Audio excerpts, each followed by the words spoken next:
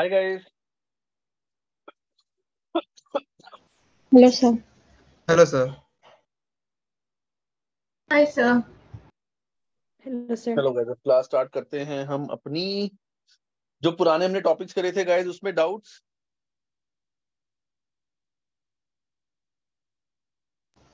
No, sir. फॉर्मूले सबने learn कर लिए थे? Yes, sir. ठीक है। और मेरी आवाज सबको ठीक आ रही है? Yes, sir. ठीक। चलो आज हम करेंगे क्वेश्चंस, काफी सारे, काफी अच्छे अच्छे क्वेश्चंस। आज की क्लास हम करेंगे टिल 8, बाकी कल की क्लास का फिर आज की क्लास के बाद डिस्कस करते हैं।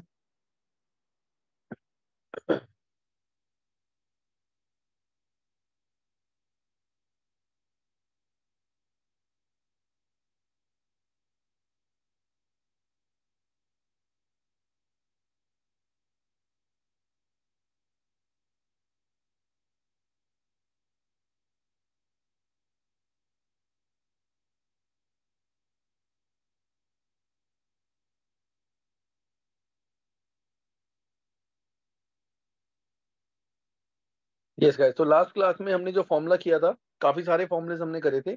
एंड जो लास्ट हमने फॉर्मूला किया था that was EOQ, economic order quantity.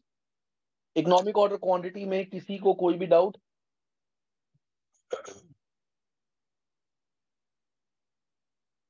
Okay, कोई डाउट नहीं किसी को। Let's move further guys. तो इकोनॉमिक ऑर्डर क्वांटिटी में हमने कुछ अजम्पशंस करी थी, वो अजम्पशंस मैं तुम्हें कल बता दी थी। अब यहाँ पे गाइस जैसे देखो, एक क्वेश्चन है। इस क्वेश्चन में क्या दिया हुआ है, ये क्वेश्चन तुम सबको करना है अभी, और इसका आंसर निकालना है। इसमें दिया हुआ है हमारे प्रोडक्ट की डिमांड है 150 यूनिट्स पर मंथ, और हमें चाहिए होती है annual demand. Cost per unit is 25%।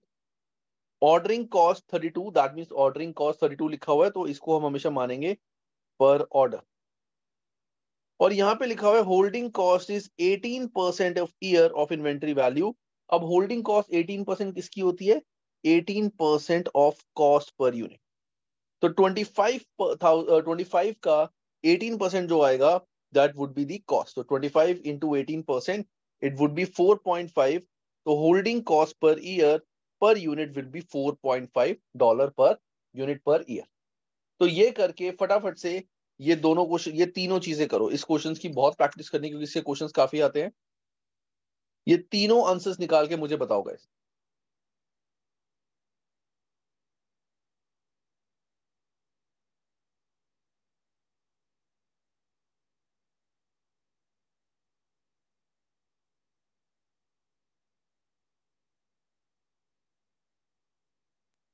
Sir, demand per month है तो उसको into 12 करेंगे, right? So it should be 1800 annual demand. Absolutely right.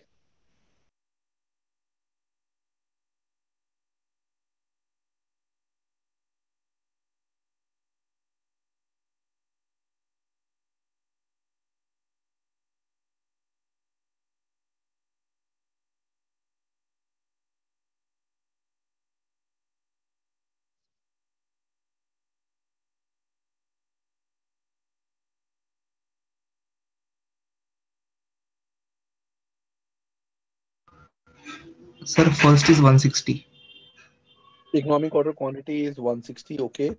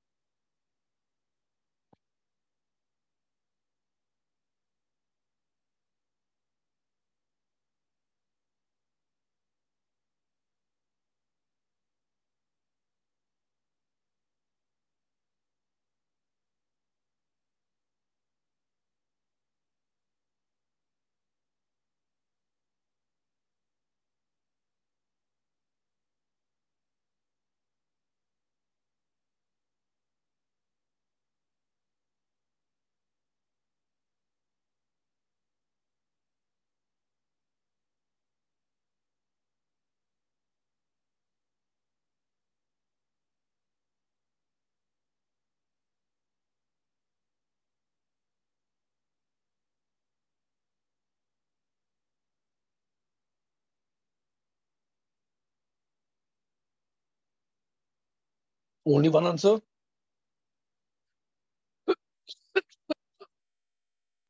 तो बेटा सर इसमें T2 COD होगा, तो CO पर ऑर्डर होगा कि ऑर्डर कॉस्ट होगा? I am just bit confused. ये कॉस्ट पर ऑर्डर होता है। ओके।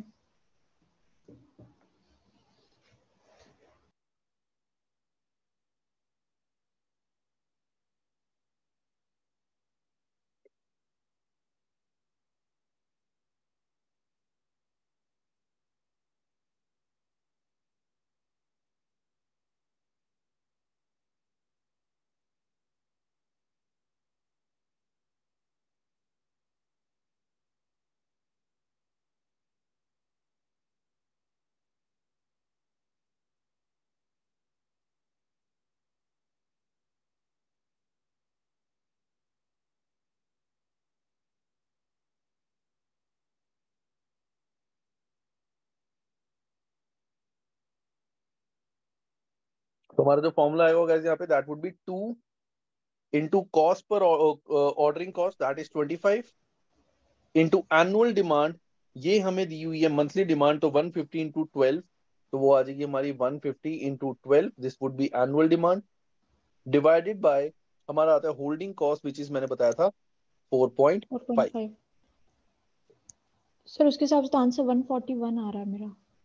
141 आ रहा है। बाकी बच्चे बताओ गाइस। नहीं सॉरी 25 नहीं आएगा, So sorry sorry how did you get 4.5? 32 आएगा। पहला तो 32 आएगा, कॉस्ट पर ऑर्डर मैंने गलती से कॉस्ट पर यूनिट ले लिया था। CO means cost per okay. Order, it is 32। और 4.5 इसलिए डिनोमिनेटर में आता है होल्डिंग कॉस्ट। होल्डिंग कॉस्ट हमें दी हुई है 18% पर ईयर, तो मैंने बताया था 18% अगर हमें परसेंटेज में गिवन हो तो जो भी हमारी कॉस्ट पर प्रोडक्ट होती है उसका परसेंटेज होता है होल्डिंग कॉस्ट। तो 18% दिया हुआ, that means 25 into 18%, 4.5 would be the ordering cost. Okay, sir.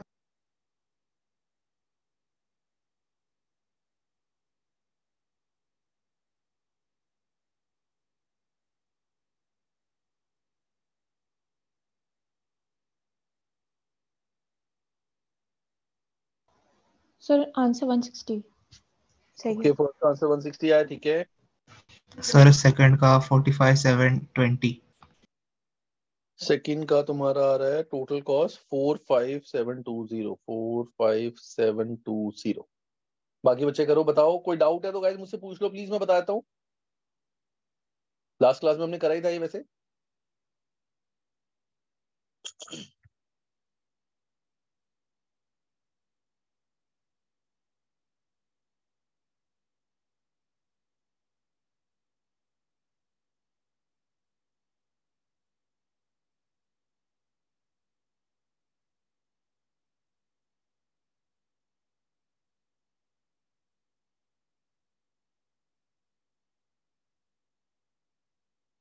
कराऊं guys? Yes sir, second वाला करा सकते हो क्या प्लीज? चलो, तो second is total cost associated with the quantity. तो इसमें आएगा हमारा purchase cost plus ordering cost plus plus holding holding cost. Cost. तो परचेज कॉस्ट हमारी है 150 यूनिट्स है हमारे पर मंथ, इंटू 12 इंटू 1800। 25, ये आ जाएगी हमारी purchase cost. Ordering cost will be हमारी cost per order, that is 32 into economic order quantity जो आया था हमारा 160, डिवाइडेड बाय, नहीं sorry, annual demand which is 150 into 12। मेरे पास ना एक्चुअली गाइस कैलकुलेटर है नहीं अभी, तो मैं अभी कैलकुलेटर नहीं यूज कर पाऊंगा, तो वो तुमने करना है, मैं तुम्हें बता रहा हूँ। 150 इंटू 12 ये आ जाएगी एनुअल डिमांड।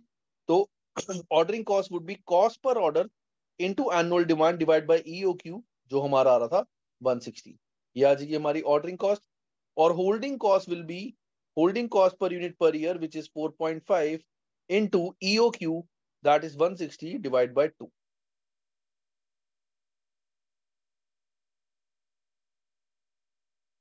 ये होगा हमारा परचेज कॉस्ट, ये हो जाएगा ऑर्डरिंग कॉस्ट, और ये हो जाएगा होल्डिंग कॉस्ट। जल्दी से करके मुझे आंसर बताओ।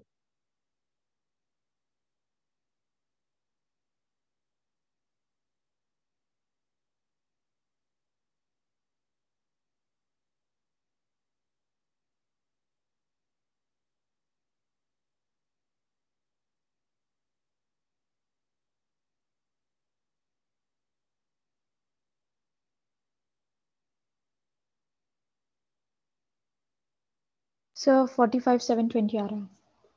45720, ओके गुड. इशप्रीत, सिफवा, सिमरन.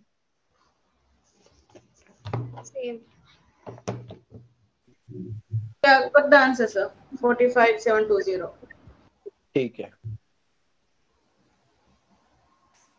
अब फटाफट से उसके बाद निकालो what are the holding cost of. अब यहाँ पे काम करना, डोंट कैलकुलेट 200, या एक 200 की कॉस्ट निकालो और एक 1000 की 600 की ना निकालो, कि what are the holding and ordering cost for this. मतलब तुम्हें टोटल बताना है, total of holding and ordering cost 200 और 1000 में क्या क्या आती है.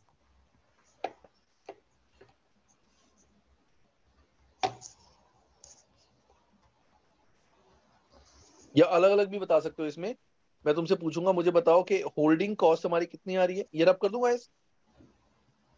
Yes sir. तो तुम्हें बताना है 200 पे हमारी होल्डिंग कॉस्ट कितनी आ रही है, ऑर्डरिंग कॉस्ट कितनी आ रही है, और 1000 में हमारी होल्डिंग कॉस्ट कितनी आ रही है और ऑर्डरिंग कॉस्ट कितनी आ रही है. मतलब ईओक्यू तो हमारा आता है 160 की, एक बारी में हम 160 यूनिट्स ऑर्डर करेंगे, तो हमने उस पर निकाल दिया. अब इसमें बोला गया कि अगर हम एक बारी में 200 यूनिट्स ऑर्डर करते हैं या एक बारी में 1000 यूनिट्स ऑर्डर करते हैं, तो उस केस में होल्डिंग कॉस्ट और ऑर्डरिंग कॉस्ट में क्या हो. तो वहां पे याद रखना, इस 160 का कुछ भी नहीं होगा, कुछ भी हमें नहीं करना इस 160 का. करो अब स्टार्ट. सर यस वेदांत. सर 200 का होल्डिंग आ रहा है 450 और ऑर्डरिंग आ रहा है 288. सर बाकी का सॉल्व करता हूँ. 600 का मैंने कर दिया था एक्चुअली. 1000 का करता हूँ अभी. ठीक है,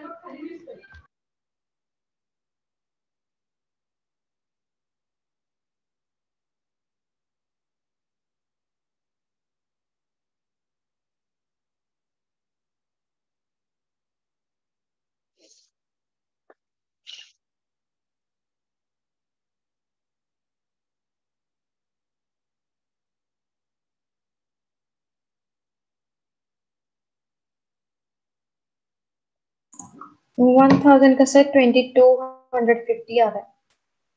2250, ओके. और ऑर्डरिंग कॉस्ट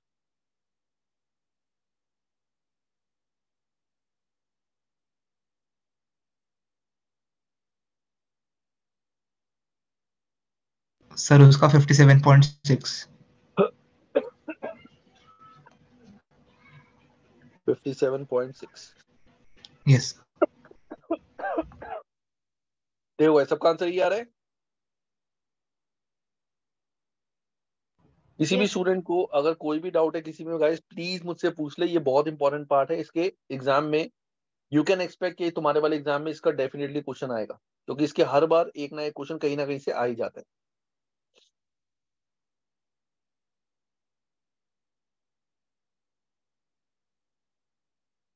सबको क्लियर है गाइस, आगे बढ़े. Yes sir. चलो अब हम बढ़ते हैं आगे. अब नेक्स्ट पार्ट हमारा आता है गाइस बल्क डिस्काउंट. अब बल्क डिस्काउंट क्या होता है, देखो इसकी एक इलस्ट्रेशन करते हैं, वहां से तुम्हें समझाता हूं बल्क डिस्काउंट क्या होता है. यहां पे लिखा हुआ है annual demand for an item of inventory is 45 units. Annual demand ही हमारी 45 यूनिट्स है. The item cost 2000 unit. Guys calculator please सारे साथ रखना. मेरे पास कैलकुलेटर नहीं है, मैं एक्चुअली क्लास घर से कर रहा हूँ, मेरे ऑफिस की लाइट नहीं है थी, मैं घर से क्लास कर रहा हूँ, तो कैलकुलेटर वगैरह सारा वहीं पे, एंड मोबाइल में भी बैटरी नहीं है तो इसलिए कैलकुलेटर वगैरह साथ रखना. An item cost 200 a unit to purchase, मतलब कॉस्ट प्राइस है 200. The holding cost for 1 unit for 1 year is 15% of the unit cost. तो holding cost है 15%, तो 200 into 15%, that means 30 आ गई हमारी holding cost. And ordering cost is 300 on an order, हमें ये दिया हुआ है. The supplier offers 3% discount for the order of 60 units or more. Supplier ने बोला कि अगर आप 60 या उससे ज्यादा यूनिट्स ऑर्डर करते हो तो मैं आपको 3% का डिस्काउंट दूंगा. And a discount of 5% if you order 90% of 90 units or more. अगर आप 90 यूनिट्स से ज्यादा ऑर्डर करते हो, 90 यूनिट्स ऑर्डर करते हो, तो मैं आपको 5% का डिस्काउंट दूंगा.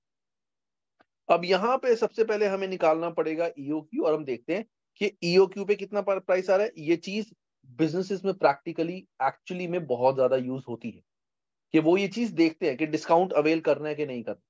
तो सबसे पहले हम निकालेंगे हमारा ईओक्यू। ईओक्यू इन्होंने निकाला हुआ है, उसका फॉर्मूला मैं यहाँ पर लिख देता हूँ। Formula is 2 into ordering cost which is 300 into annual demand which is 45 divide by holding cost जो हमने निकाली थी 30। तो ये हमारा आ जाएगा 30। तो 30 आ गया हमारा ईओक्यू के एक बारी में हमें 30 यूनिट्स ऑर्डर करने। तुम्हें एक चीज लग सकती है माइंड में कि सर जब हमारी एनुअल डिमांड ही 45 है तो हम 60 यूनिट्स ऑर्डर क्यों करेंगे? गाइस क्यों नहीं कर सकते? हम 4 साल की इन्वेंट्री एक बारी में परचेज कर सकते, करके रख सकते हैं। जो चीज हम 45 यूनिट्स एक साल में बना रहे हैं दैट मीन्स ये बहुत ही प्रीशियस चीज होगी। 45 यूनिट्स अगर एक चीज में बन रहे हैं मतलब 8 से 10 दिन लगते हैं एक चीज को बनने में, तो काफी प्रीशियस चीज होगी। तो इसकी जितने मर्जी यूनिट्स हम बना के 5 साल की बात की इन्वेंट्री अपने पास रख ले, यू नेवर नो। तो ऐसा कोई रूल नहीं होता कि जितनी एनुअल इन्वेंट्री है हम इससे ज्यादा एक बारी में ऑर्डर नहीं कर सकते, ठीक है? ऐसा कुछ नहीं है। तो यहाँ पे क्या होगा, एक सेकंड गाइस, मैं ना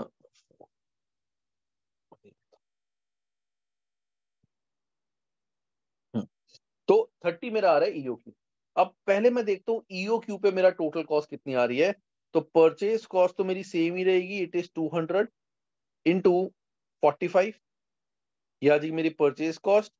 ऑर्डरिंग कॉस्ट विल बी, मेरी ऑर्डरिंग कॉस्ट है 300 into annual demand divided by EOQ, ये आ जाएगा ऑर्डरिंग कॉस्ट। और होल्डिंग कॉस्ट विल बी मेरा आ जाएगा 30 इंटू 30 डिवाइड बाय 2। फटाफट से मुझे इसका आंसर निकाल के दोगा, क्या होता है?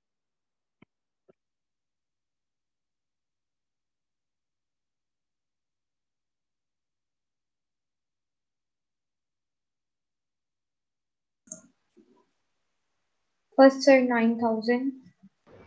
9000 Purchase cost is 9,000. Order Sir and cost second का 450. कितना? 450। 450. Yeah. And holding ये भी cost is सेम ही आती है, हाँ ये भी सर सेम ही आती है 450। ना। हमने पढ़ा था ये चीज कि हमारी Oh, ईओक्यू पे ऑर्डरिंग कॉस्ट और होल्डिंग कॉस्ट कैसे भी करके सेम ही आती है। चलो ये हमने पढ़ लिया। सो दैट मींस हमारा जो टोटल परचेज प्राइस आ रहा है it is 9900। So that means मैं यहां लिख देता हूं कि ईओक्यू दैट मींस अगर मैं 30 यूनिट्स एक बारी में ऑर्डर करता हूं तो मेरा जो टोटल खर्चा होगा वो होगा 9900। ये सबको क्लियर है गाइस? Yes sir. पक्का? कोई डाउट इसमें किसी को?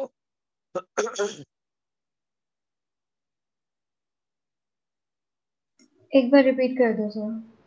देखो हमारे को सबसे पहले प्राइसेस क्या है, एनुअल डिमांड हमारे को दी हुई है 45, ओके। कॉस्ट है आइटम की 200, एक यूनिट को परचेज करने की कॉस्ट है 200। होल्डिंग कॉस्ट हमें दी हुई है 15% of unit cost. Unit cost मतलब परचेज प्राइस। तो परचेज प्राइस है 200, 200 का 15% 30 हो गया हमारा holding cost per unit per annum. और ऑर्डरिंग कॉस्ट हमें दी हुई है 300। तो हमें ये देखना है कि हम एक बारी में कितने यूनिट्स ऑर्डर करें कि हमारी टोटल कॉस्ट सबसे कम है। तो हमने फॉर्मूला यूज किया ईओक्यू का। तो ईओक्यू का फॉर्मूला जब हमने यूज करा हमें पता लगा कि एक बारी में हमें 30 यूनिट्स ऑर्डर करनी, ठीक है? ईओक्यू आ गया। अब हम देखते हैं जब हम 30 यूनिट्स एक बारी में ऑर्डर करते हैं तो टोटल हमारे कितने खर्चे आएंगे। पूरे साल के हमने मंगाए 45 यूनिट्स, 45 इंटू 200, 9000 तो मेरी परचेज कॉस्ट आ गई। उसके बाद ऑर्डरिंग कॉस्ट का हमारा फॉर्मूला क्या होता है, it is cost per order into annual demand divide bye EOQ या क्वांटिटी। वो फॉर्मूला लगा के ऑर्डरिंग कॉस्ट का टोटल आ गया। Holding cost will be holding cost per unit per year, ये हमने निकाली थी 30 into quantity that means EOQ 30 divide by 2। Simple formula base करके मैंने जब अपनी फिगर्स निकाली तो अगर मैं एक बारी में 30 यूनिट्स ऑर्डर करता हूं तो टोटल खर्चा मेरा 9900 आएगा, परचेज, ऑर्डरिंग कॉस्ट और होल्डिंग कॉस्ट। क्लियर है? Yes sir. yes. चलो अब ये था जब मैं 30 यूनिट्स ऑर्डर करता हूं। अब इन्होंने हमें एक चीज क्या बोली हुई है, इन्होंने बोला हुआ है कि अगर सप्लायर ने हमें बोला कि वो हमें 3% डिस्काउंट देगा अगर हम 60 यूनिट्स एक बारी में ऑर्डर करते कि वो हमें 3% डिस्काउंट देगा अगर हम एक बारी में 60 यूनिट्स ऑर्डर करते हैं। तो लेट्स से देखते हैं कि अगर 60 यूनिट्स हम ऑर्डर करते हैं और हम डिस्काउंट लेते हैं 3%, तो टोटल खर्चा कितना आएगा। बहुत ध्यान से देखना, परचेज कॉस्ट मेरी है 45 यूनिट्स इनटू 200 था मेरा purchase price per unit, but अब मुझे डिस्काउंट मिल जाएगा कितना, 3% का। तो 200 इंटू 100 माइनस 3 और सीधा सीधा 97% कर लूं। 200 इंटू 97% यानी 200 माइनस 3% जब मैं करूंगा तो मेरी अब आ जाएगी डिस्काउंट के बाद क्या कॉस्ट है। तो डिस्काउंट के बाद अगर मैं 60 यूनिट्स एक बारी में ऑर्डर करता हूं तो मेरी परचेज कॉस्ट कितनी होगी, 45 यूनिट्स इंटू 200 इंटू 97%, या फिर इट इज 200 माइनस 3%, ये आ जाएगी मेरी परचेज कॉस्ट। ऑर्डरिंग कॉस्ट मेरी क्या होगी, cost per order which is 300 cost into annual demand यानी 45 डिवाइडेड बाय, अब मैंने एक बारी में कितने ऑर्डर किए हैं, 60 यूनिट्स। अब मैं एक बारी में ऑर्डर कर रहा हूं 60 यूनिट्स, तो ये आ जाएगी ordering cost. Holding cost will B कि मेरी होल्डिंग कॉस्ट है 30। अब मैंने एक चीज तुम्हें बताई थी, क्या अगर मैं कुछ भी डिस्काउंट देता हूं तो जो इफेक्ट मेरा परचेज प्राइस पे आता है सेम इफेक्ट मेरा होल्डिंग कॉस्ट पे भी आएगा। तो 30 में भी मैं 3% माइनस कर दूंगा, वो आ जाएगी मेरी होल्डिंग कॉस्ट इनटू एक बारी में मैं ऑर्डर कर रहा हूं 60 डिवाइड बाय 2, ये आ जाएगी मेरी अब की कॉस्ट। तो ये कॉस्ट निकालो एक बार क्या आ रही है।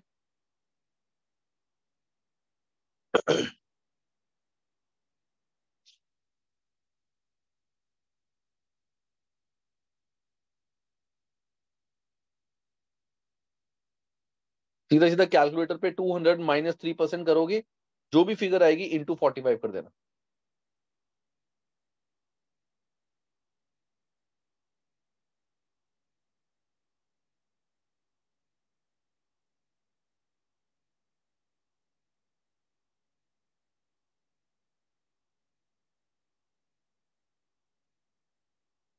अरे परचेज कॉस्ट तो बता दो कोई, क्या बात आज तुम पे बात छोड़ी तो सारे ही चुप हो गए।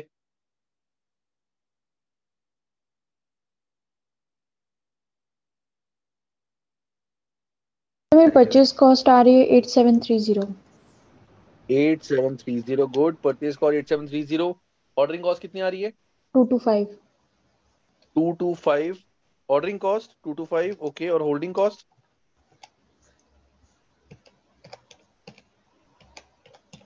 तो मेरी 873 आ रही है, आई एम नॉट श्योर। हाँ सर 873। 873। 873। तो परचेज कॉस्ट इतनी आ रही है, ऑर्डरिंग कॉस्ट इतनी, होल्डिंग कॉस्ट इतनी, टोटल कॉस्ट बताओ कितनी आ रही है।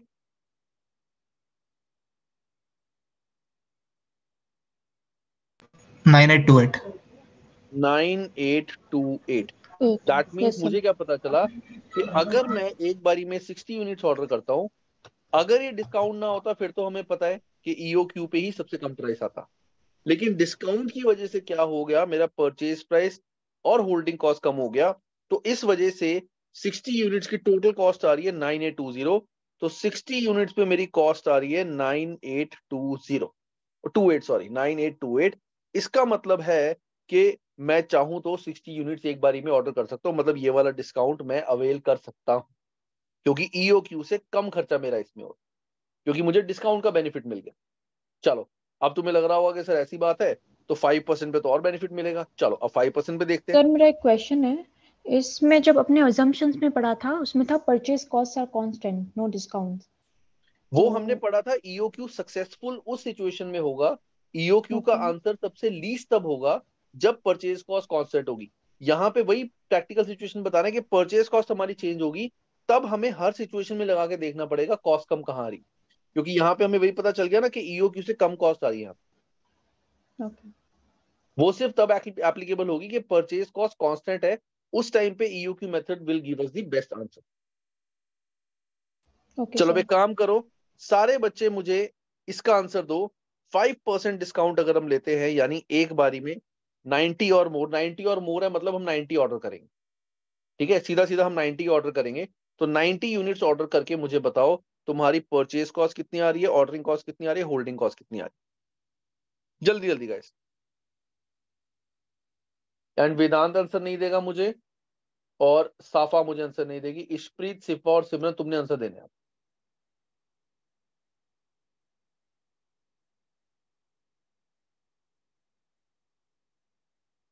Purchase cost, ordering cost, holding cost at 5% discount.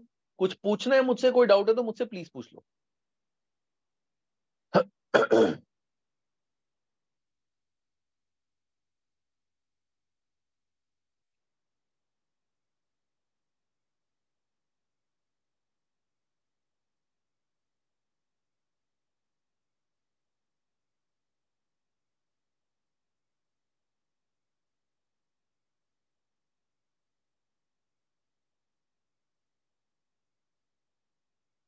बाकी कैलकुलेट सबने करना है, ऐसा नहीं है कि सावा और वेदांत कैलकुलेट नहीं करेंगे, कैलकुलेट सारे करेंगे। आंसर्स मुझे तुम तीनों ने बताने। हाँ सर, कंप्लीट हो गया। Okay, Purchase cost is 8,550. 8550। Okay, holding cost, Ordering cost is 150, sir. Ordering cost is 150, holding cost 1282.5. 1282.5. 1282.5। Perfect, I am really happy सबने आंसर्स दिए। अब इसका टोटल भी बता दो थोड़ा सा। So 9982.5. 9982.5। इसका मतलब क्या हुआ कि अगर हम 5% डिस्काउंट अवेल कर रहे हैं और 90 यूनिट्स ऑर्डर कर रहे हैं, तो 90 यूनिट्स ऑर्डर करने पे हमारा जो टोटल खर्चा होगा इट विल बी 9982.5। अब ये तीन सिचुएशन हमें पता चल गई।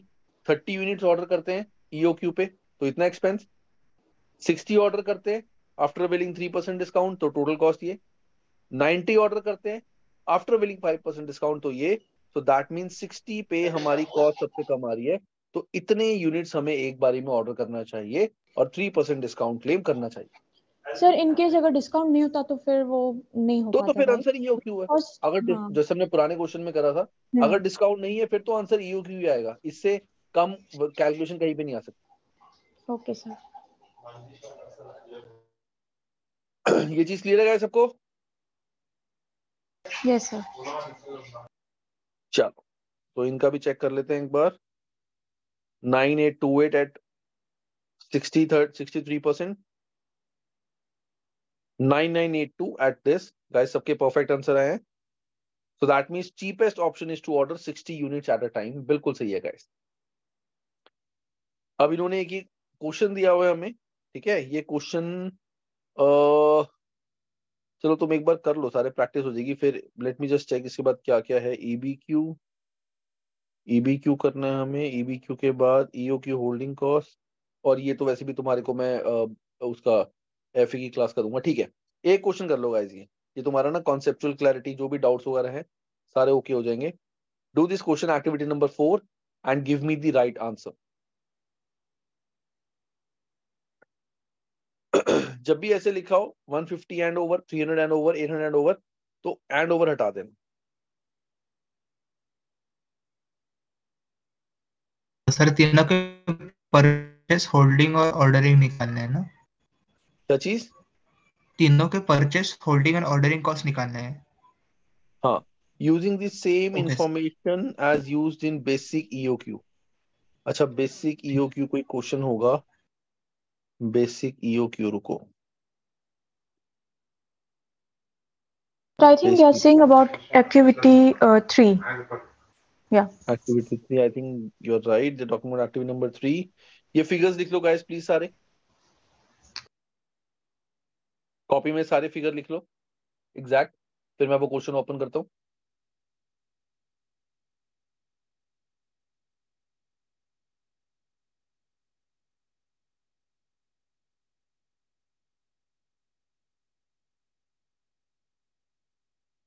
लिख लिया गाइस आपने? Yes sir. चलो,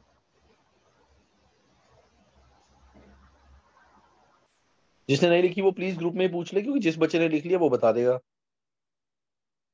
चलो अब यहाँ पे मुझे आंसर दो, इसका आंसर क्या होगा?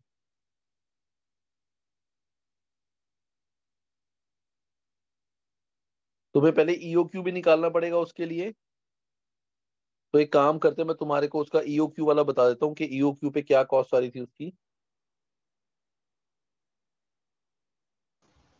So 163. 163. ईओक्यू पे Yes sir, EOQ 160. was 160 and total cost कितनी थी? 45750 समथिंग थी शायद। 45720. 45720 राइट, परफेक्ट। तो ये था हमारा पुराना आंसर। अब इन तीनों के आंसर्स निकाल के मुझे बताओ सबसे कम कॉस्ट कहां पे आ रही है।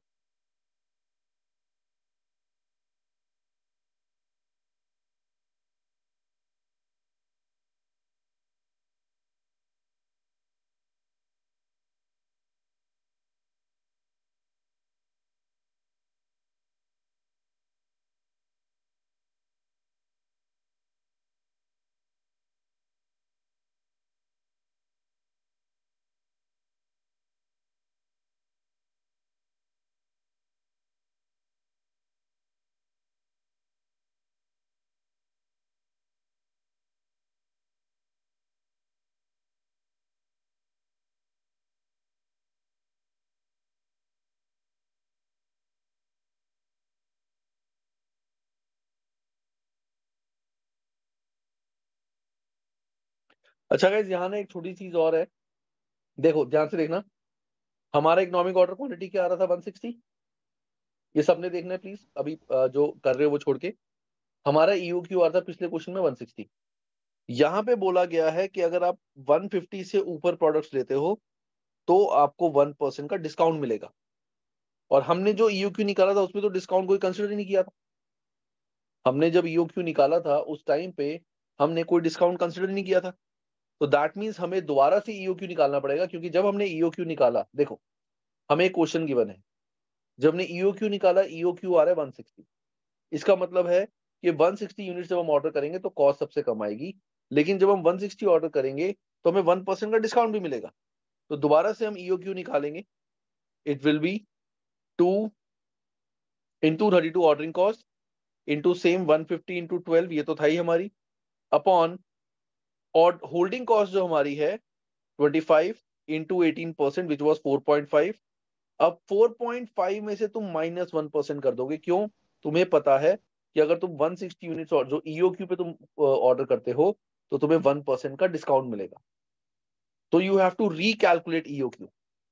इस केस में यू विल रीकैलकुलेट EOQ और तुम्हारा EOQ आ रहा है 161। याद रखना, EOQ विल बी 161। तो ये क्वेश्चन तुम जो सॉल्व करोगे दिस विल बी 161। हालांकि इन्होंने ऑप्शन में दिया ही नहीं हुआ, इन्होंने ऑप्शन में दिया ही नहीं हुआ, लेकिन द पॉइंट इज यहाँ पे इन्होंने देखो बोला हुआ है 150 एंड ओवर। तो पॉइंट इज अगर तुम्हारा इस EOQ में आंसर सबसे कम आ रहा है तो you will give the answer 150 and over. ये क्वेश्चन इनका थोड़ा सा कंफ्यूजिंग है, क्यों? क्योंकि यहाँ पे इन्होंने 150 लिखा हुआ है, तुम 150 पे कॉस्ट निकालोगे अपनी सारे निकालोगे, वो गलत नहीं होगा। लेकिन जब हमारा EOQ 160 आ रहा है, ठीक है, और हमें पता है कि 150 के ऊपर हमें 1% डिस्काउंट मिलता है, तो EOQ पे भी तो डिस्काउंट मिलेगा ना। तो we have to recalculate EOQ that time. ये मैं तुम्हें सिर्फ बता रहा हूं, अभी के लिए तुम अपना आंसर ऐसे ही निकालो, 150, 380, 800 इसके अकॉर्डिंग निकालो।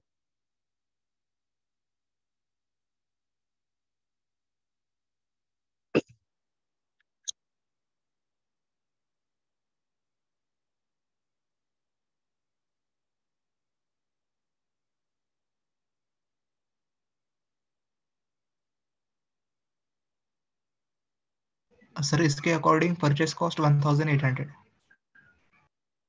मुझे आंसर बताओ इसका। This is a MCQ question कि एक बारी में हमें कितने यूनिट्स ऑर्डर करने चाहिए। Okay sir, just a minute.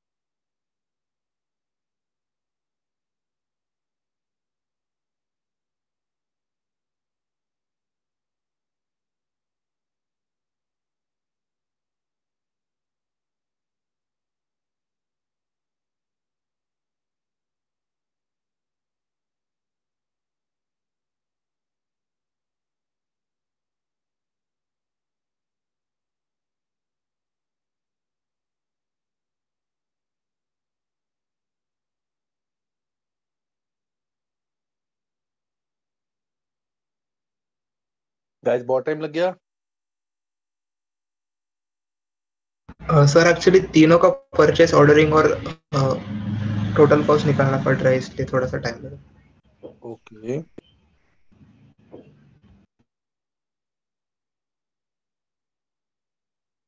Sir discount 4% का लास्ट कर रहा हूँ, जस्ट अ मिनट। कोई बात नहीं।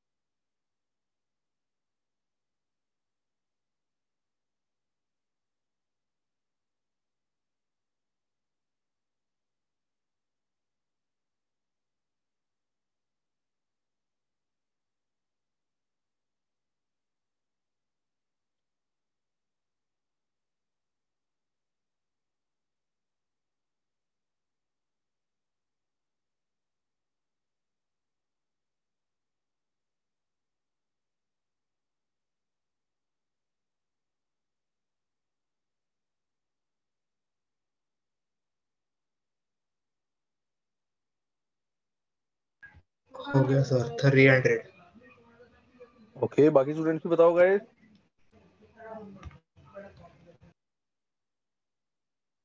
आज सारे ढीले हैं,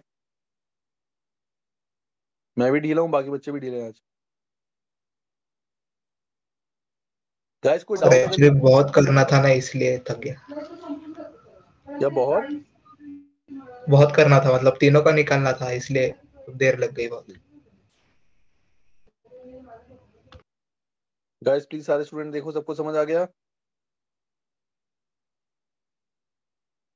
Yes, sir, it is 300 units. Sir B आ रहा है 300। ओके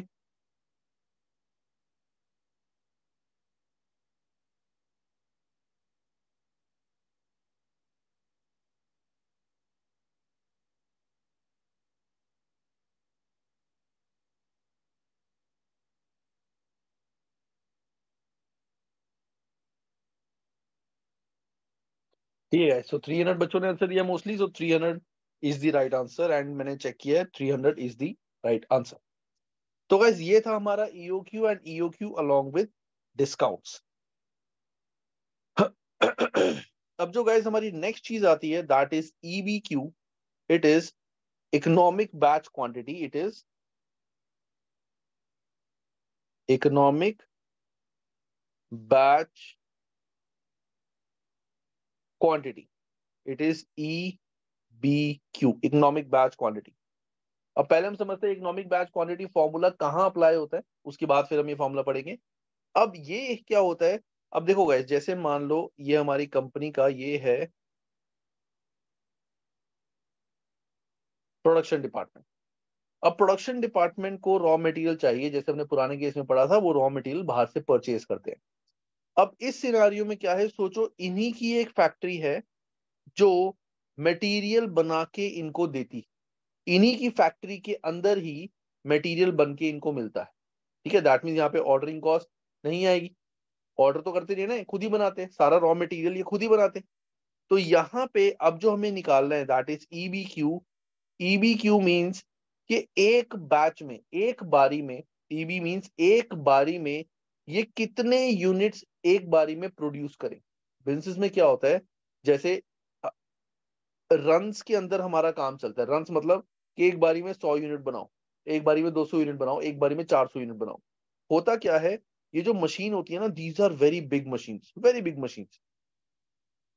इनकी ना एक सेटअप कॉस्ट होती है, इनकी एक सेटअप कॉस्ट होती है। ये आई थिंक F3 में मैंने आज बताया था, याद है सिमरन, मैंने बताया था सेटअप कॉस्ट। Yes, sir. तो इन मशीन्स की एक सेटअप कॉस्ट होती है। वो जब भी मशीन को हमें स्टार्ट करना पड़ेगा तो हमें सेटअप कॉस्ट उस पर भरनी पड़ेगी, चाहे पेट्रोल का खर्चा है, चाहे जो भी है, डीजल वगैरह का खर्चा आ गया, या उसकी रिपेयरिंग हो गया, कुछ भी है, नट बोल्ट चेंज करने हैं, तो एक सेटअप कॉस्ट मशीन की हर बार होती है। अब चाहे मैं इसमें 1 यूनिट बनाऊं, चाहे मैं इसमें 1000 यूनिट बनाऊं, सेटअप कॉस्ट एक बार ही पे की जाएगी। तुम कहोगे सर अगर ऐसी बात है तो फिर तो जितने मैक्सिमम बना सकते हो उतने बनाओ, क्योंकि मैक्सिमम आप बनाओगे तो सेटअप कॉस्ट हमारी एक बार ही लगेगी। बिल्कुल सही बात है, लेकिन सेम सिचुएशन अगर हम 1000 यूनिट बनाएंगे तो हमारी होल्डिंग कॉस्ट बढ़ जाएगी। अगर हम 1 यूनिट बनाते हैं तो होल्डिंग कॉस्ट बिल्कुल नहीं आएगी। 1000 यूनिट बनाते हैं तो होल्डिंग कॉस्ट होल्ड करने के लिए वेयर हाउस रखना पड़ेगा। तो जैसे पुराने केस में हमारी ऑर्डरिंग कॉस्ट और होल्डिंग कॉस्ट थी, यहां पे आ जाएगा हमारा setup cost and holding cost. तो यहां आ जाएगा setup cost and holding cost. तो ईबीक्यू का हमारा जो फॉर्मूला होता है, ये ईओक्यू का ये भाई लगा लो, बहन लगा लो, ईओक्यू का कजन लगा लो, ये बिल्कुल वही है। तो ईओक्यू का जो हमारा ईबीक्यू का फॉर्मूला होता है, ये होता है हमारा टू कॉस्ट ऑफ, ये कॉस्ट ऑफ ऑर्डरिंग, ये ऑर्डर नहीं है, this is cost per setup. मैं इसको सी एस भी लिख सकता था, लेकिन बुक में फॉर्मूला सीओ लिखा हुआ है, तो मैं नहीं चाहता कि तुमको सर वहां पे तो सीओ कॉस्ट ऑफ ऑर्डर लिखा हुआ है, आप कॉस्ट सेटअप लिखवा रहे हो। सीओ ऑर्डरिंग मतलब ये सेटअप आएगी यहाँ पे, डी सेम चीज, 2 into CO into D divide by cost of holding 1 minus D upon R. अब ये 1 माइनस डी अपॉन क्या आर क्या है, ये मैं तुम्हें सारा बताता हूं। तो यहां पे हमारा जो डी होता है, D, this is not annual demand, this is demand at that time. जिस पीरियड के लिए हम ईओक्यू ईबीक्यू निकालना चाहते हैं, उस टाइम की डिमांड कितनी है, वो आता है हमारा डी। यहां पे एनुअल डिमांड नहीं होता। सीओ जो होता है, that is setup cost per batch, कि एक बारी में जब मैं प्रोडक्शन स्टार्ट करूंगा एक बैच की, तो उसमें इतना मेरा सेटअप कॉस्ट आएगा। सी एच हमें पता है, that is holding cost per unit per batch. ये एक बैच के पर यूनिट की होल्डिंग कॉस्ट कितनी है, हमें नॉर्मली गिवन ही होती है। आर जो हमने देखा है यहां पे, दैट इज प्रोडक्शन रेट, ये हमारा जो है प्रोडक्शन रेट क्या है। और डी और क्यू हमारा होता है, इट इज क्वांटिटी पर बैच, विच इज ईबीक्यू। ईबीक्यू या क्वांटिटी पर बैच। तो ये होगा टोटल हमारा सेटअप कॉस्ट, सॉरी ईबीक्यू का फॉर्मूला, ये उसकी एक्सप्लेनेशन। और साथ ही में इसका लिख दो तुम्हारे होल्डिंग कॉस्ट, या होल्डिंग कॉस्ट थोड़ी अलग होती है, holding cost, total holding cost, sorry, total holding cost will be holding cost per unit per batch into quantity divide by 2, मतलब EBQ divide by 2 Q, 1 minus D upon R. ये फॉर्मूले ऐसे हैं जो हमें लर्न करने पड़ेंगे, कहीं पे एग्जाम में हमें फॉर्मुलेज नहीं गिवन हो, तो ये फॉर्मुलेज तुम्हें एज इट इज लर्न करने पड़ेंगे, तभी जो मैंने तुम्हें शीट बना के दी है 2 3 4 बार उसको पढ़ लेना, वैसी तुम्हें याद हो जाएगी। तो C H into Q divide by 2, ये हमने ऑर्डर उसमें पढ़ा था ईओ क्यू में, बस 1 माइनस डी अपॉन आर यहाँ पे ऐड हो जाएगा, 1 माइनस डी अपॉन आर यहाँ ऐड हो जाएगा, और सेम चीज हमारी ऐड हो जाएगी यहाँ पे, उधर था अपॉन सी एच, अब यहाँ पे 1 माइनस डी अपॉन आर, और यहाँ पे भी 1 minus D upon R, exactly same चीज दोनों जगह पे ऐड हो। डी क्या होती है, डिमांड एट दैट टाइम, और आर मींस प्रोडक्शन रेट हमारा क्या। और जो सेटअप कॉस्ट है, टोटल सेटअप कॉस्ट, वो वही होगी हमारी CO into quantity, oh sorry demand divide by quantity, की एक बारे में कितने ऑर्डर, कितनी डिमांड है, और हम एक बार एक बैच में कितने यूनिट्स बना रहे हैं, एक बैच में हम कितने यूनिट्स बना रहे हैं, कितने टोटल हमें यूनिट्स बनाने हैं। तो सीओ यानी सेटअप कॉस्ट इंटू कितने यूनिट्स हमें बनाने हैं, एक बैच में हम कितने यूनिट्स बना रहे हैं, तो टोटल बैचेस हमें पता चल जाएंगे कि इतने बैच हमें लगेंगे इंटू सेटअप कॉस्ट। ये फॉर्मूला देखो, लर्न करो, इसके 2 3 क्वेश्चंस हैं, और आज की क्लास में भी इतना ही करेंगे। बाकी जो नेक्स्ट पार्ट है वो मैं तुम्हारे को I will provide a video, जो नेक्स्ट वाला पार्ट है, क्योंकि वो मैंने F3 में कराया था पूरा पूरा अच्छे से सॉल्व, वहां से तुम वो करो, क्योंकि जिन बच्चों ने F3 पढ़ा हुआ है उन्होंने वो चीज करी हो।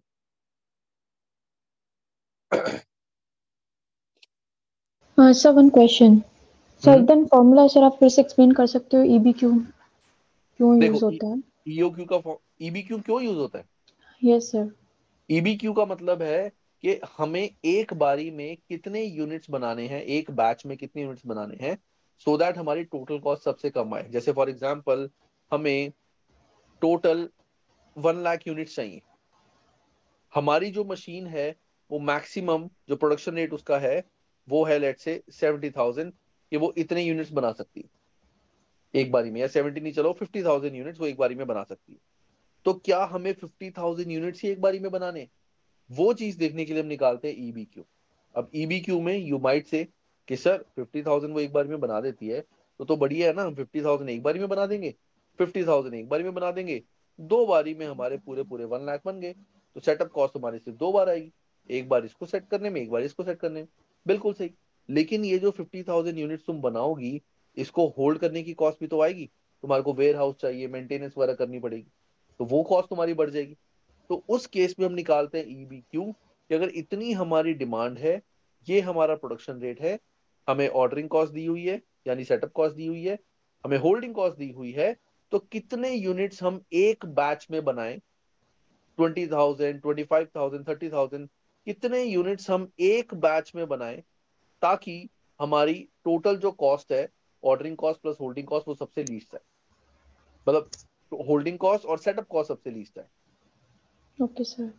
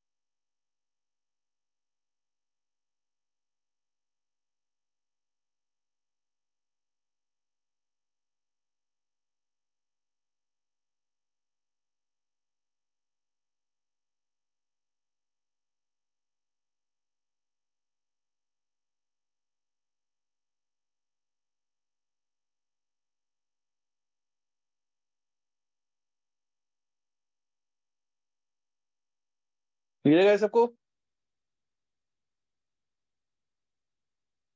Yes, sir. Yes, sir.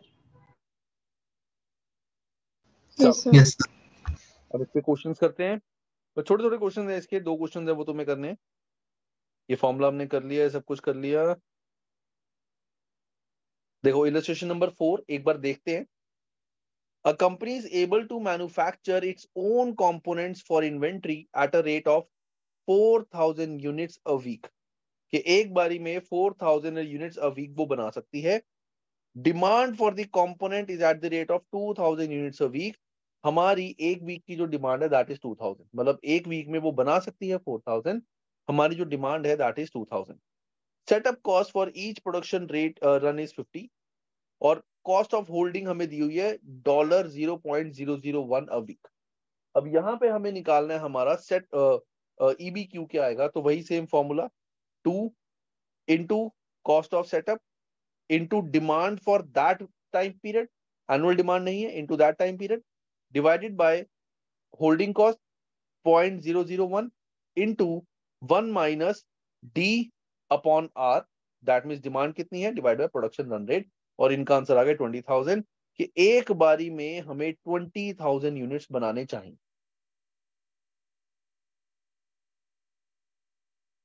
ये देखो समझो, फिर नेक्स्ट एक्टिविटी है वो तुम्हें करनी है।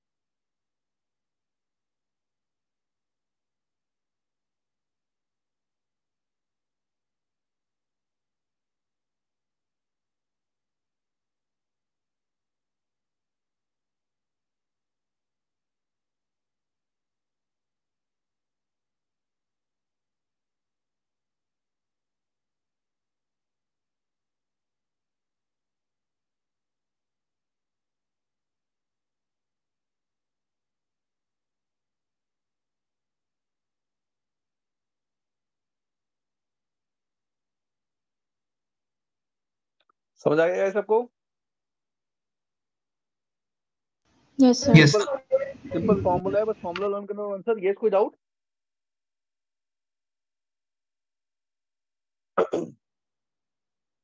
चलो, किसी ने डाउट नहीं पूछा। एक्टिविटी नंबर 5, लास्ट एक्टिविटी, ये करो और मुझे इसका आंसर दो।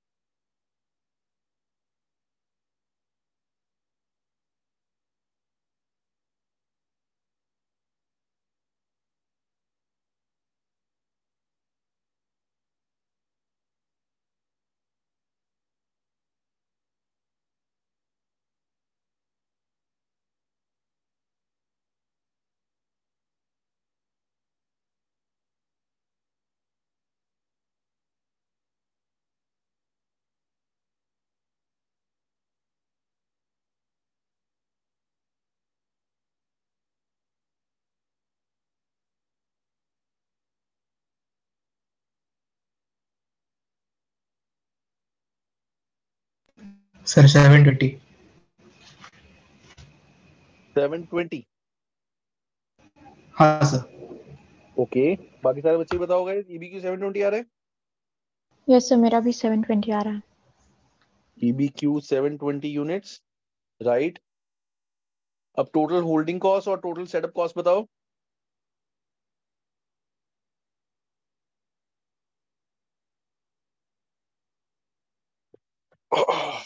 सर मेरा होल्डिंग कॉस्ट 4.50। 4.50 दोनों का सेम आ रहा है सर। दोनों का सेम आ रहा है? हाँ सर। ओके, बाकी बच्चे बताओ, देखो यही आ रहा है। यस सर, मेरा भी सेम आ रहा है। सिमरन, सफा, इशप्रीत? Yes, same.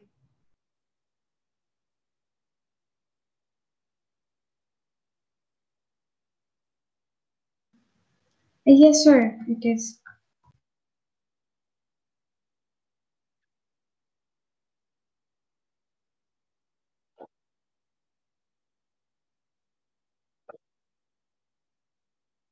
ठीक है गाइस, तो ये है हमारा guys EBQ, economic batch quantity.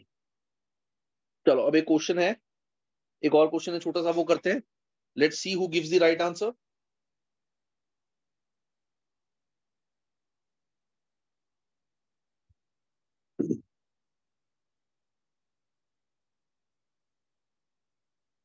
चलो, activity number 6, it's a very good question, very important question. Let's see who gives the right answer.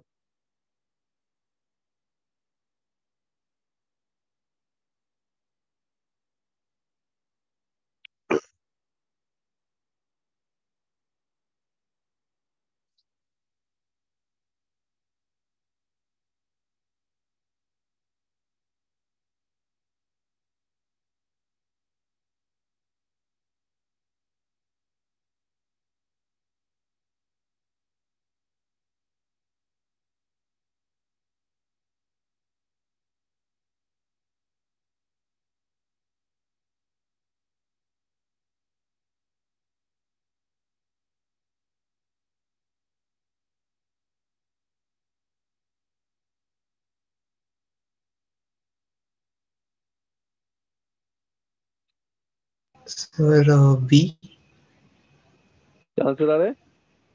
B. Annual EOQ will be higher or annual holding cost will be higher? Holding cost will be higher. Reason बताओ। Sir अगर CO increase होगा तो EOQ और holding cost भी increase होगा। How holding cost will increase? Sir क्योंकि हम ज्यादा मतलब ज्यादा इन्वेंट्री मंगाएंगे सो इट विल बी मतलब नहीं, अगर हमारा ऑर्डरिंग कॉस्ट बढ़ रही है, if ordering cost is increasing, उसका होल्डिंग कॉस्ट से डायरेक्ट इम्पैक्ट क्या है? कॉस्ट इफेक्टिव हो जाएगा। मतलब मुझे समझ नहीं आया। ज्यादा मतलब ज्यादा माल मंगाएंगे तो मतलब कम इसमें जाएगा। सो अगर ज्यादा हम सामान मंगा रहे हैं, ध्यान से सुनना, यस। if हम ज्यादा सामान एक बारी में ऑर्डर कर रहे हैं तो होल्डिंग कॉस्ट, बट ज्यादा सामान, इसमें क्वेश्चन में क्या लिखा हुआ है, what would be the effect of EOQ and total holding cost if an increase in cost of ordering पर बैच, के एक बैच की जो ऑर्डरिंग कॉस्ट है वो बढ़ गई है, तो हाउ कैन यू से कि हम ज्यादा ऑर्डर करेंगे एक बारी में? ये तुमने अज्यूम किया ना कि हम ज्यादा ऑर्डर करेंगे। हाँ सर, हाँ वो इसलिए I was doubtful about it. Okay, बाकी बताओ, शिवा, नहीं सर, स्ट्री। नहीं पता। Okay, Not sure, sir. Okay, इसका ना चलो एक प्रैक्टिकल आंसर देते हैं। देखो, हमारा ईओक्यू का फॉर्मूला क्या होता है, 2 × CO × annual demand divide bye CH। Question में कह रहे हैं कि कॉस्ट ऑफ ऑर्डरिंग पर बैच बढ़ जाएगी, मतलब हमारी CO इंक्रीज हो जाएगी।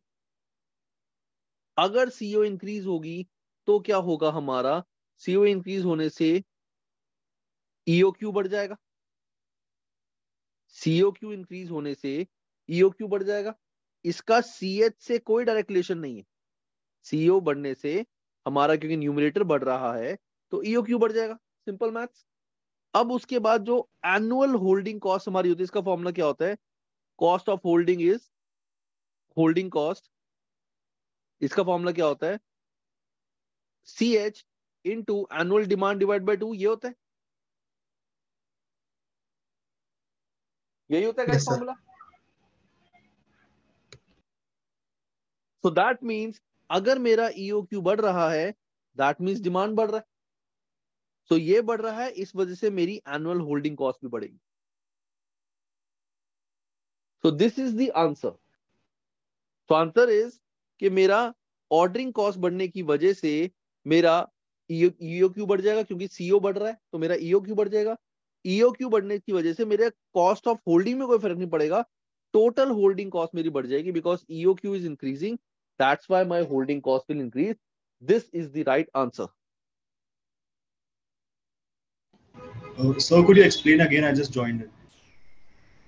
तो पूरी वीडियो देखना, अभी तुम्हें समझ नहीं आएगा।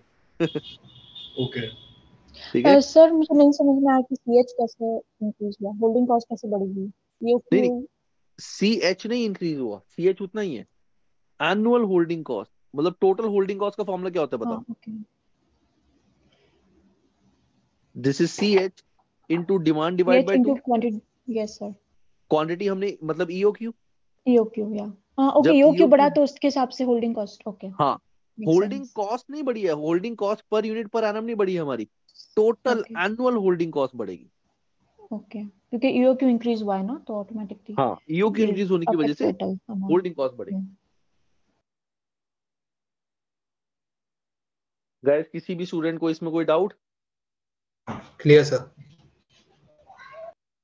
बाकी भी प्लीज बताओ guys, I need to know every students answer, कि तुम्हें समझ आया कि नहीं आया, नहीं आया तो प्लीज पूछ लो।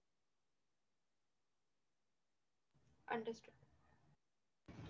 Sir, समझा तो नहीं, but I'll see the recording. तुमने तो अभी ज्वाइन किया, तुम्हें तो पता ही नहीं चलेगा क्या हुआ। हाँ। कोई बात नहीं, चलो गाइस, तो मोस्टली इट मींस कि मोस्टली जो स्टूडेंट्स हैं सबको क्लियर हो चुका है ये। अब देखो गाइस, इसका जो नेक्स्ट पार्ट हमारा आता है, दैट इज इन्वेंटरी वैल्यूएशन। ये पूरा पूरा हमारा F3 वाला है, कॉस्ट और NRV और फीफो लीफो, ये एग्जैक्टली सेम है जो F3 वाला है। ठीक है, तो मैंने F3 में पूरा ये सॉल्व करवाया हुआ है, पूरा पार्ट मैंने F3 में सॉल्व करवाया था, अभी आई थिंक लास्ट क्लास में मैंने कवर कराया था ये। तो इस पूरे की वीडियो मैं तुम्हारे साथ शेयर कर दूंगा, F3 वाली, बहुत अच्छे से मैंने वो कराया हुआ है, वो तुम्हें देखनी है। ठीक है, और इसके बाद गाइस इस चैप्टर के एग्जाम के क्वेश्चंस करने, ये सब कुछ मैं वहां पे करा चुका हूँ। क्वेश्चंस अलग होंगे, क्वेश्चंस तुम यहाँ से ये क्वेश्चन सारे सॉल्व करोगे। तो तुम्हारा गाइस सबका होमवर्क है कि तुम्हें एक बार वीडियो देखनी है उसकी, फीफो लीफो वाली। जिन बच्चों ने ऑलरेडी F3 करा हुआ है उनको देखने की जरूरत नहीं है, they can directly do this questions. वो करने के बाद, क्वेश्चंस करने के बाद तुम इसके एग्जाम के क्वेश्चन करोगे।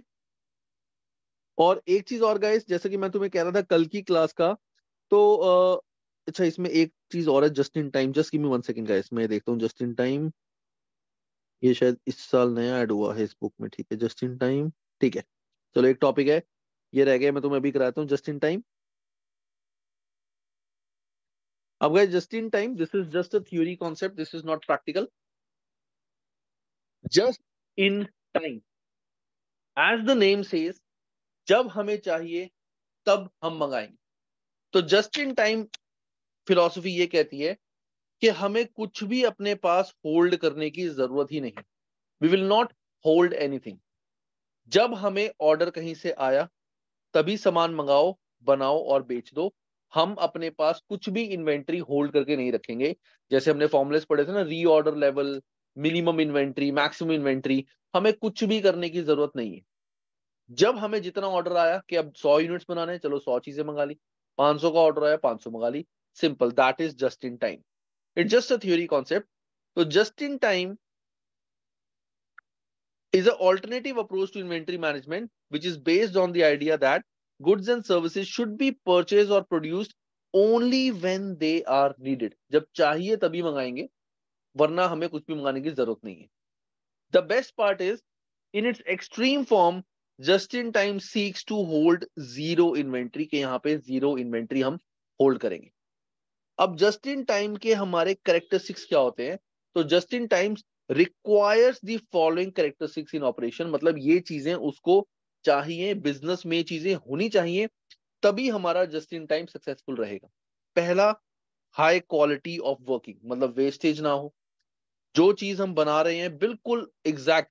अगर मेरे को मान लो 100 शर्ट्स का ऑर्डर आया, मैंने पीछे से मटेरियल 100 शर्ट्स का परचेज करा, हुआ ये कि कुछ शर्ट का मटेरियल खराब हो गया, डैमेज हो गया, वेस्टेज होगी, तो मेरी 100 शर्ट नहीं बन पाएंगी, है ना। चलो 100 नहीं, मुझे पता है थोड़ा वेस्टेज भी होता है, मैंने 120 का सामान ऑर्डर करा, मुझे पता है कि 20 तक का मेरा वेस्ट हो जाता है। लेकिन ये एग्जैक्टली इतना ही होना चाहिए, जो क्वालिटी मैंने सोची हुई है वही होना चाहिए, रिलायबिलिटी यही होनी चाहिए। जरा सा कुछ भी ऊपर नीचे हुआ तो मैं ऑर्डर डिलीवर नहीं कर पाऊंगा और मेरा काम होगा खराब। तो just in time requires high quality. Any errors in quality will reduce the output and reduce dependability on the supplies. अब जहां से मैं सामान ऑर्डर कर रहा हूं, अगर मान लो मैंने उससे 120 का मटेरियल ऑर्डर करा, उसने कुछ भी खराब दे दिया, या जो मैंने चाहा था वो नहीं दिया, थोड़ी सी क्वालिटी गिरा दी, तो मैं प्रोडक्ट जो बनाऊंगा नहीं बना पाऊंगा, फिर दूसरा सप्लायर ढूंढो, तो टाइम कितना वेस्ट हो गया। उसको तो ऑन द स्पॉट सामान चाहिए। Speed, output in the operation must be fast so that customer order can be met through production rather than out of inventory.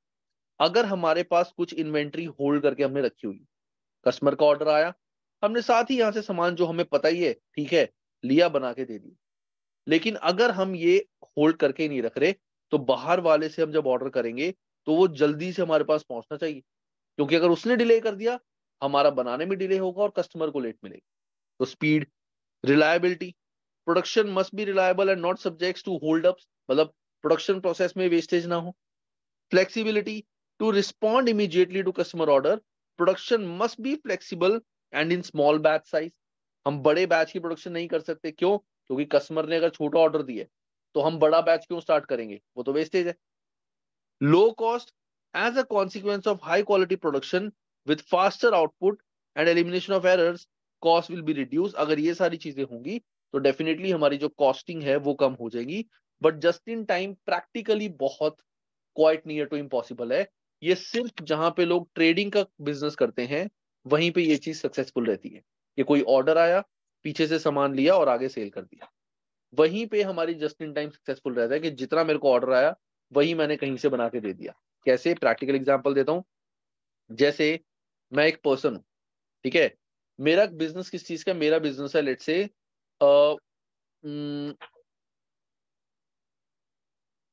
कपड़ों का लेट्स से मेरा दरियों का बिजनेस है। दरिया मतलब जैसे हम सोफा कवर लगा लो, चलो मेरे पास सामने सोफा दिख रहा है, मेरे को सोफा कवर का मेरा बिजनेस है। एक कंपनी है, उनको सोफा कवर चाहिए। अब वो बेचारे कहाँ कहाँ ढूंढेंगे सस्ता सोफा कवर, अच्छी क्वालिटी का सोफा कवर, उनके पास इतना टाइम नहीं होता। कंपनी को होता है सामान मिले और हम बनाए। कंपनी ने मुझे बोला कि आप हमें इस क्वालिटी का सोफा कवर ला के दो, ठीक है, इस कॉस्ट पे। जितने सप्लायर्स मेरी लिस्ट में थे, क्योंकि मेरा तो काम ही ट्रेडिंग है, तो जितने सप्लायर्स मेरी लिस्ट में थे, मैंने उसमें से देखा कि सेम क्वालिटी का कपड़ा मुझे सबसे कम कॉस्ट पे कौन दे रहा है। उससे मैंने बात करी, उससे सामान मैंने लिया कि इतना ऑर्डर है और आगे दे दिया, वहां पे जस्ट इन टाइम मेरा चल सकता है। लेकिन प्रोडक्शन के केस में जस्ट इन टाइम बहुत मुश्किल है, क्योंकि वहां पे बहुत सारी अनसर्टेनिटीज आ जाती है, लेबर है, इलेक्ट्रिसिटी है, फैक्ट्री है, काफी इश्यूज आते हैं। नॉर्मल फैक्ट्री में जस्ट इन टाइम जो है वो इतना सही नहीं चलता। तो under just in time, if there is no immediate demand for output operation, operation should not produce good. अगर कोई डिमांड नहीं है, हम कुछ भी बना के नहीं रखेंगे। ऐसा नहीं है बना के रख देंगे और बाद में उसको कोशिश करेंगे सेल करने की। जब डिमांड आएगी तभी बनाएंगे। मतलब नॉर्मली हम क्या करते हैं, प्रोडक्ट बना के रखते हैं, फिर हम आगे एडवर्टाइज करते हैं कि हमारा प्रोडक्ट ले लो, हमारा प्रोडक्ट ले लो। इसमें ऐसा कुछ होता ही नहीं, वो चीज कर चुके हैं। अब तो ये ऑर्डर आया तभी देंगे, वरना कुछ करने की जरूरत नहीं, बेले बैठे। This is just in time. इसके एडवांटेजेस क्या है? एडवांटेज, अच्छा इसमें ऊपर क्या लिखे, sorry, it is important that organisation which runs a just-in-time system develop a close relationship with their suppliers. This is because they rely heavily on the quality of the goods and on the ability to deliver on the time as required. Just-in-time के case में जो हमारे suppliers होते हैं, that means जिनसे हम सामान purchase करते हैं आगे देने के लिए या प्रोडक्शन के लिए, उन पे हमें बहुत अच्छा, उनसे बहुत अच्छा रिलेशन मेंटेन रखना, क्योंकि जरा सी कोई गड़बड़ हो गई, अच्छा बंदा नहीं निकला, तो हम आगे सामान टाइम पे डिलीवर नहीं कर पाएंगे और हमारी रेपुटेशन खराब होगी। तो advantages of developing such a close relationship, अगर हम सप्लायर से अच्छा रिलेशन बना के रखते हैं, उसका फायदा क्या होगा, या को इसमें क्या दिया हुआ है वो वही है, location of supplier, supplier may locate close to manufacturing plant. अगर हमारा सप्लायर से अच्छा रिलेशन है और हम उसको काम भी दे रहे हैं, तो सप्लायर बोलेगा चलो मैं काम करता हूँ, मैं अपनी एक ऑफिस ना, अपना एक ऑफिस आपकी फैक्ट्री के पास ही कर लेता हूँ, आपका भी टाइम बचेगा और बढ़िया रहेगा। ऑन टाइम डिलीवरी, बड़ी जल्दी प्रोडक्ट हमें मिल जाएगा। क्वालिटी ऑफ सप्लाईज, जो सामान हमें मिलेगा उसकी क्वालिटी होगी। लो इन्वेंट्री लेवल या जीरो इन्वेंट्री लेवल, मुझे कुछ भी इन्वेंट्री अपने पास रखनी नहीं पड़ेगी, मैं पूरा पूरा उस पर रिलाई कर सकता हूं। ठीक है। अब जस्ट इन टाइम के हमारे 3 फिलॉसफीज होती हैं। पहला है एलिमिनेशन ऑफ वेस्ट। यहां पे जस्ट इन टाइम की फिलॉसफी ये कहता है कि हमारा वेस्ट जीरो, वेस्ट हो ही ना हमारा। जैसे waste in any activity that does not add value, for example over production, producing more than immediate needed by the next stage of process, कि हमने ज्यादा बना के रख दिया, वो नहीं होगा। Waiting time, waiting time can be measured by labour efficiency and machine efficiency. ये सिंपल है, कुछ इसमें खास नहीं है, इसका ऐसे कोई क्वेश्चन वगैरह आने के चांसेस भी नहीं है। तुम्हारे को जस्ट इन टाइम का सिर्फ जो कॉन्सेप्ट है वो पता होना चाहिए मेन। इस चीज को तुम चाहे छोड़ दो, just you can leave this part. पढ़ना चाहो तो एक बार रीड कर लेना कि जस्ट इन टाइम के हमारे फायदे क्या हैं। ये एक तरह से फायदे ही हैं। जस्ट इन टाइम के हमारे फायदे क्या है? वेस्ट नहीं होता। कौन सा वेस्ट? इस टाइप का वेस्ट। ना तो ओवर प्रोडक्शन होती है, ना वेटिंग टाइम हमारा होता है, ट्रांसपोर्टेशन का खर्चा हमारा जो होता है, moving around the plant does not add value, मतलब एक मशीन से दूसरी मशीन, एक प्लांट से दूसरे प्लांट में सामान लेके जाना, वो बच जाता है। जैसे हम अगर बाहर से सामान परचेज करते हैं, बना के होल्ड करते हैं, तो पहले वेयर हाउस में भेजो, फिर वेयर हाउस से दोबारा लेके आओ। वेस्ट इन प्रोसेस इन्वेंट्री, वो चीज है, कुछ नहीं है, कुछ खास नहीं है। Elimination of waste, involvement of all staff in the operation. Just in time के अंदर सारा स्टाफ इन्वॉल्व होकर रहता है, वो तो वैसे भी रहता है, कुछ इसमें खास नहीं है। और कॉन्टिन्यूस इंप्रूवमेंट, कि हमारे को अपने प्रोडक्ट में कॉन्टिन्यूस इंप्रूवमेंट रखनी है। तुम चाहो तो इस पूरे को स्किप भी कर सकते हो। If you want to learn, just learn these 3 things: elimination of waste, involvement of all staff in operation, and continuous improvement. And this is the concept of just in time. Main था तुम्हारा इसका concept समझना कि just in time होता क्या है और उसके कैरेक्टरिस्टिक्स क्या है। जस्ट इन टाइम में जेआईटी में किसी भी स्टूडेंट को कोई doubt? No, sir. No, sir. सबको नींद आ रही है, सब सो रहे सब सुस्त हो गए। चलो, तो गाइज ये था हमारा चैप्टर। इस चैप्टर में जो पार्ट रह गया है उसकी वीडियो तुम्हारे को आज मिल जाएगी, क्योंकि वो ऑलरेडी रिकॉर्डेड है। I ask Mohsin to upload that video, वो तुम्हें आज मिल जाएगी। ये तुम करना प्लीज। इसके साथ जो मैंने बात कही थी कल की क्लास वाली, तो गाइज लेट्स प्लान समथिंग, क्योंकि आई थिंक बीच में कुछ स्टूडेंट्स ऐसे जिनके पुराने चैप्टर भी पूरे नहीं हुए। आई थिंक क्लास में भी आज कम बच्चे आए हैं क्योंकि पुराने चैप्टर्स उनके थोड़े से पेंडिंग है। So let me take a break for Wednesday. ठीक है, तुम्हारा होमवर्क क्या होगा, तुम्हारा होमवर्क ये है, तुम्हें ये पूरा चैप्टर करना है, इसकी वीडियो देखनी है, इसके जो क्वेश्चंस तुम्हारे को लीफो फीफो एवरेज वाले हैं वो करने हैं, और इसके एग्जाम के क्वेश्चंस करने, प्लस एक कोशिश ये करना चैप्टर 3, 4 एंड 5 इन तीनों के ACCA स्टडी हब से भी क्वेश्चंस कर लेना, जो प्रैक्टिस क्वेश्चंस है। इन तीनों चैप्टर्स के ACCA स्टडी हब से भी प्रैक्टिस क्वेश्चंस कर लेना, क्योंकि इन तीनों चैप्टर्स के तुम्हारे को आगे मैंने बताया कहीं भी यूज नहीं होंगे, तो ये चीज भी कर लेना जिसकी पेंडिंग हो। एक थोड़ा सा ब्रेक हो जाएगा क्योंकि काफी सारी चीजें तुम अभी तक कर चुके हो। फ्राइडे से will start with in next chapter, that is labour, क्योंकि लेबर अलग से बिल्कुल अलग चीज है, वो इससे अलग है। जैसे मटेरियल तुमने देखा है, ये बिल्कुल ही डिफरेंट चीजें थी जो हमने अभी तक पढ़ी है, ऐसे लेबर भी मटेरियल से भी अलग है। ये गाइस, और हर्ष तुम प्लीज ये आज वाली वीडियो भी देख लेना एक बार। Yes, sir. सर मुझे एक क्वेश्चन है, क्योंकि मैंने चैप्टर 1 to 5 तक मैंने क्विज किए थे और few of them practice questions किए थे ACCA स्टडी हब से। क्विज तुमने करे जिसके थे question- ACCA स्टडी हब के? Yes sir. अच्छा, सर एक्चुअली चैप्टर वाइज नहीं है, because they have like 22 chapters, but वो बाइफरगेटेड है chapters. Right, different different topics में उसके मैंने फ्यू किए थे, बिकॉज ऑल द 5 चैप्टर्स के है भी नहीं। तो इसलिए हम जिसमें क्वेश्चन है, तो सर मैं अभी पूछ सकती हूँ अभी आफ्टर द क्लास? उसके क्वेश्चन है तुम्हारे हम्म क्विज के? हम्म तुम एक काम करना, क्विज के क्वेश्चन है ना, वो मेरे को स्क्रीनशॉट खींच के ग्रुप में भेज दो।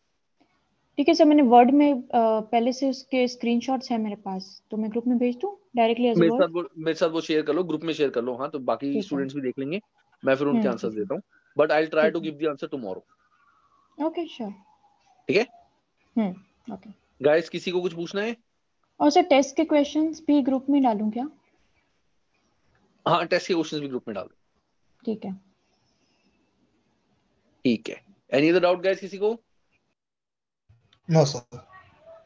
सर चलो गाइस, तो इस वीक सारी पुरानी रिवीजन कर लेना, और इस चैप्टर को भी अच्छे से कर लेना। इस चैप्टर के क्वेश्चंस तुम्हें मिलेंगे, काफी अच्छे क्वेश्चंस मिलेंगे, ये कर लेना। एंड फ्राइडे को will start with labour. Okay sir. चलो, bye guys, take care, bye sir. Thank you, sir. Bye, sir. Bye bye sir. Bye.